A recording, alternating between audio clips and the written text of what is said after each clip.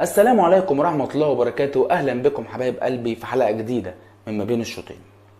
في لعيبة كده لما بتمشي الجماهير بتزعل عليها جدا، والنادي بيقف لها إجلال واحترام وتقدير.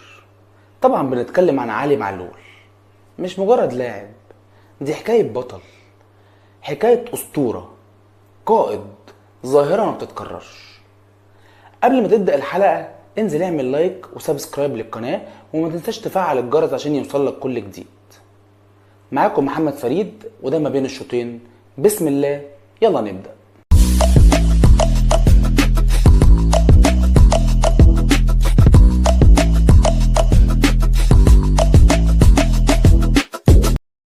عمل حالة حب نادرة جدا بينه وبين جمهور الأهلي، وحتى جمهور مصر عموما ما كانش فيه خلاف عليه، ملوش أي عدو في أي فريق.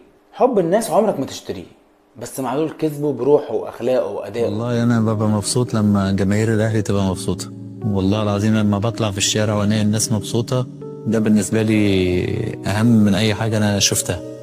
يعني حب الناس دي شفته في كذا موقف وفي كذا حاجه، انا ده على راسي من فوق، وعمري ما هنسى جماهير الاهلي ولا فترتي مع جماهير الاهلي عموما يعني.